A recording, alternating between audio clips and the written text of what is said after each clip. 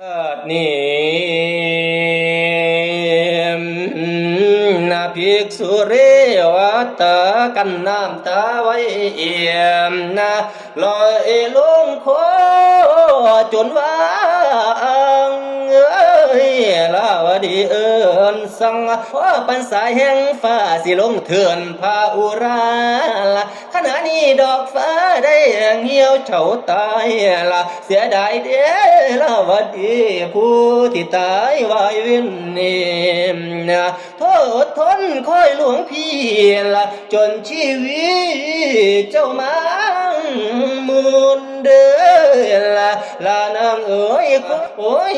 คนพูดพูดทนสิทำได้จังหล่อนบ่อนพอแต่ละทีดาวดีดอกตอนนี้ตามหลวงพี่ออกจนเจอลานางเอ๋ยเธอจงหลับตาเสียที่ผ่านมาจงลืมสิ้นนิมนาตายในศีลวิญญาณน้องขอลีลาคงบ่ลำนี่ละสิ่งที่แล้วมาทางหลวงพี่ก็สิยกโทษให้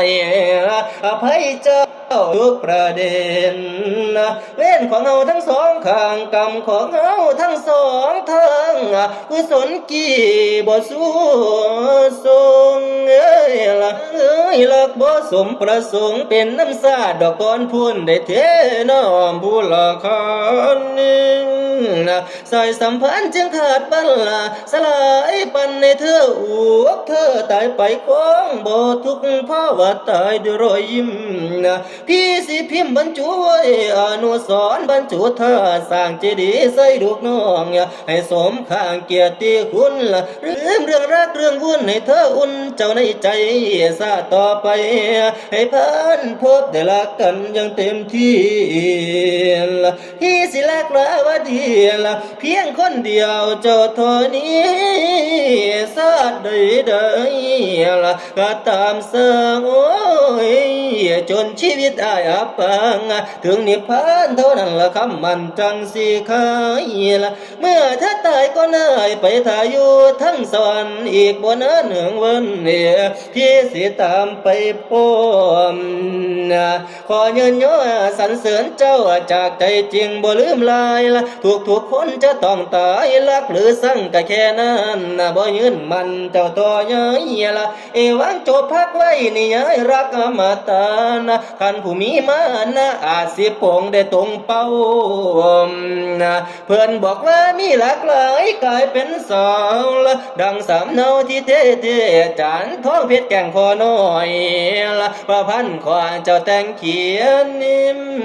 เขียนก็เขียนยังเรียบร้อนประมาณสี่เจ้าวันปลายอีกนี่ย้ายก็เย้าเหลืออยากสิบันแต่ลงสอน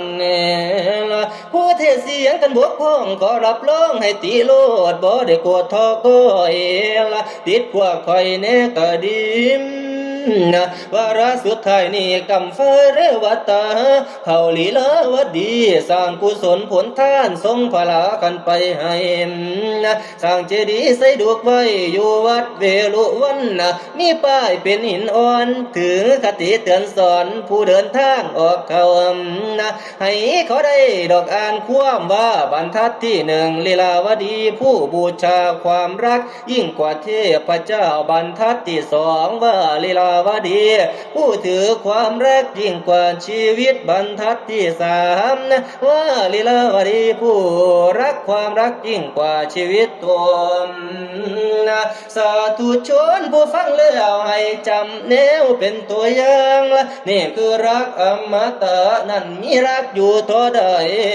ก็มีทุกข์อยู่เท่านั้นเด้อให้จำมาขัวสุคนดอกนาพ่อแม่อยู่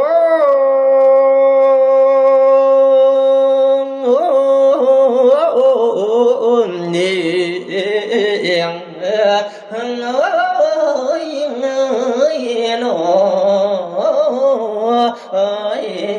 ยังนอ